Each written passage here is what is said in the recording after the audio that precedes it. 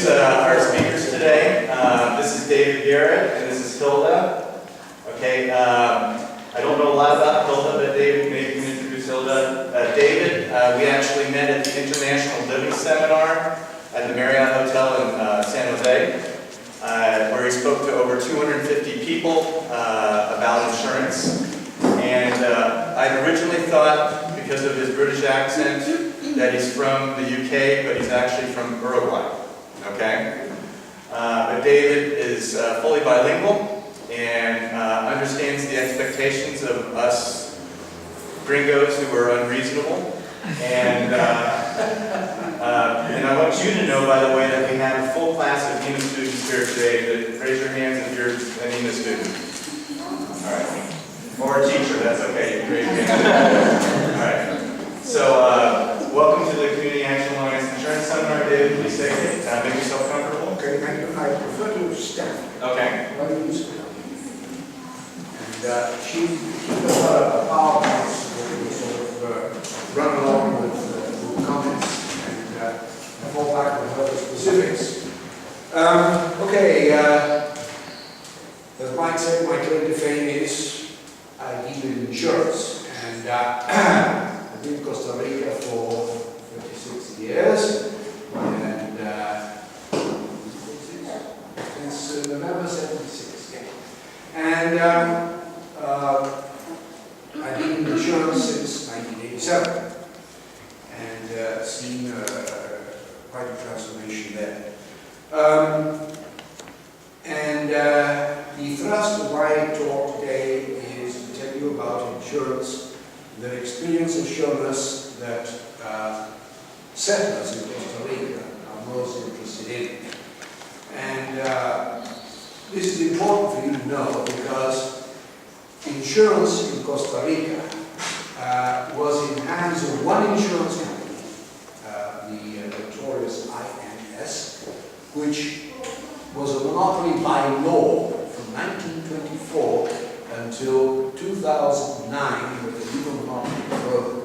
It was the only insurance company, and therefore it did business in its own way, and insurance has been influenced by that, and it's different from a lot of other places in the world. Now that there's competition, things are changing. Now, before I get down to real specifics, I want to tell you a quick story which I wrote.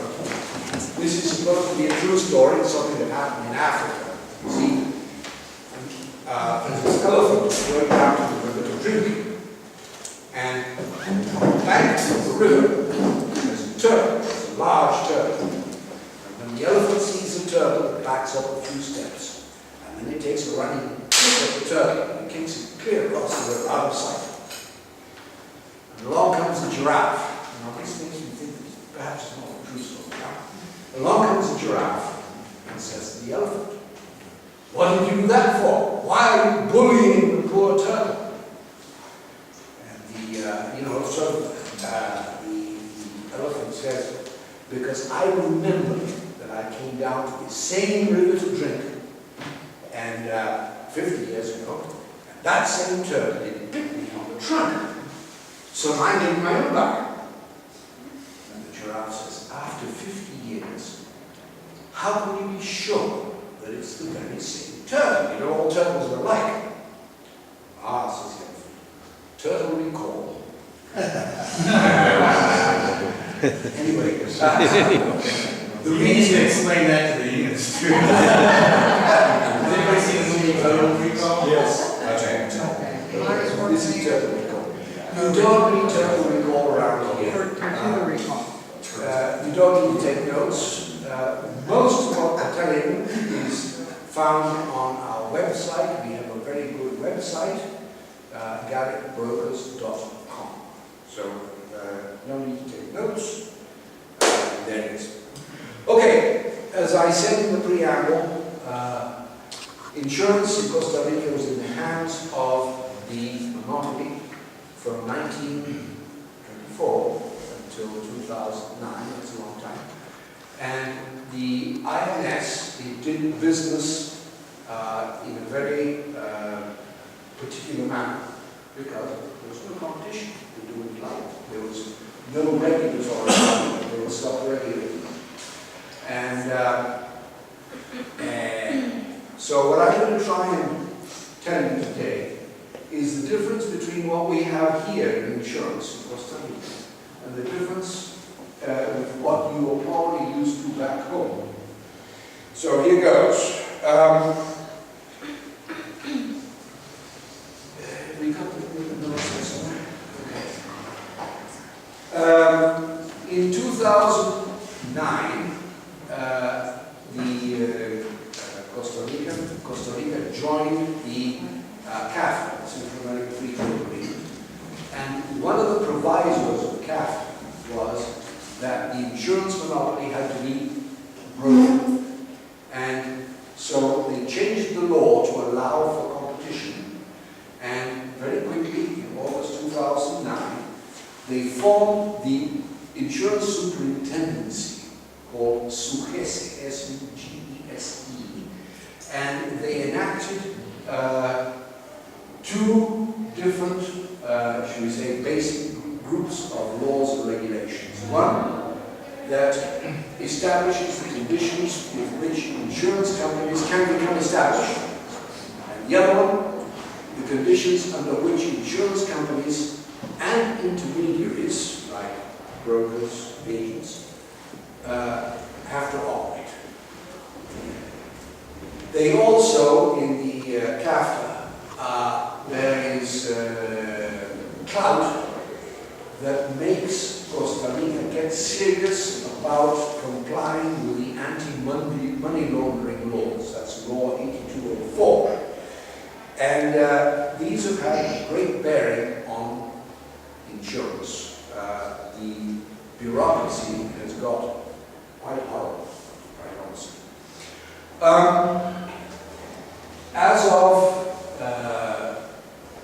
2010, insurance companies were established, were authorized to operate in competition with INS. And the fact that they're authorized to operate through open business in Chile doesn't allow them automatically to sell their products. Their products have to be vetted one by one by SUGESE. That is a very long and laborious process. Okay, so much for how insurance is sold. When INS was a monopoly, until 1996, they sold insurance exclusively through in-house agents. And there was a so-called ethical code that didn't allow agents to compete between themselves. So you could buy, say, your insurance, auto insurance policy from agent A. Then you crash your car and you call up agent A and ask him for help. And agent A knew full well that you couldn't go anywhere else because he booked you. So he would say, well, you've got a claim, go to the fourth floor of the big building in San Jose and present your papers. And he wouldn't give you any help whatsoever. And you couldn't give him a kick where it hurt most and go to agent B because the so-called ethical code didn't allow this. So, as the bureaucracy in INS was quite terrible, it's quite likely that without the help of an agent, your claim wouldn't be paid. So, the word got around, INS doesn't pay. Okay? In 1996, INS changed the rules somewhat, and they allowed agents to group together and form agencies. And the subtle difference was that agencies can compete between themselves, and they can compete with So with that, the service became very much better. Not so the bureaucracy. Bureaucracy remained very much the same, and there's an awful lot of bureaucracy if you have anything to do with INS. Therefore, it is recommended that you use an agent or broker in your dealings with INS or any insurance. Okay, in 2009, the figure of brokerages came up. The difference between a broker and an agent is this. An agent represents one insurance company. I am, or I was, in my case, an INS agent. And I couldn't sell anything else. So when the door was open for competition, I very quickly changed clothes. And we now have a brokerage. And a broker or a brokerage can offer insurance for any insurance company that is operating legally in the country. So if you're dealing with a broker, and you say, I want to insure my car, or my house, or whatever, we have to present, the broker has to present to you at least 3 different options. And then you can choose whichever option you like best. And the broker will do the paperwork and take care of you from then on. Okay? That's the difference between brokers and agents. Any questions up to now?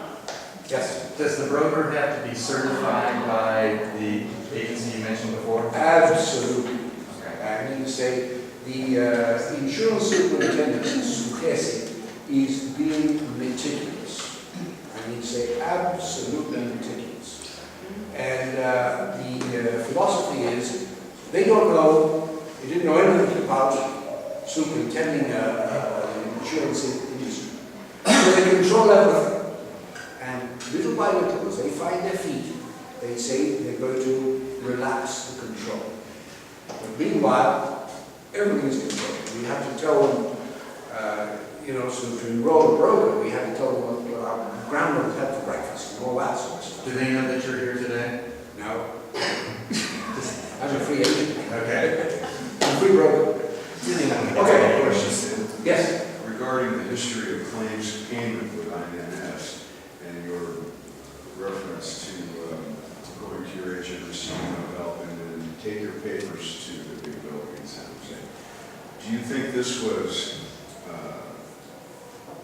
almost a form of company policy, unstated company policy, to avoid the payment of claims, or was it simply the thing that we're more used to, which is you must jump through these hoops of flaming fire before we will even consider whether you do what you want to do, or a combination of both?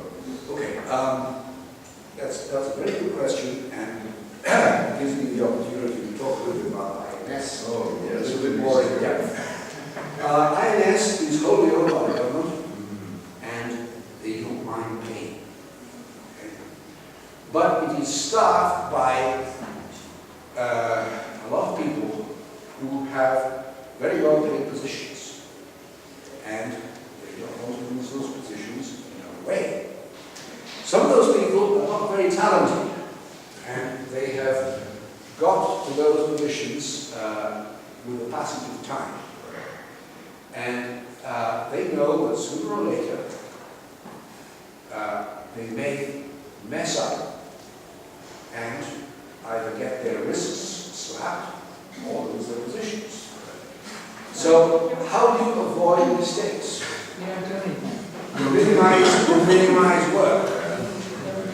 So if you present a claim, it may not be company policy to reject the claim, but the person that's behind the desk might say, oh, this claim is in purple ink. We don't want purple ink this week. We want black ink. Take it away.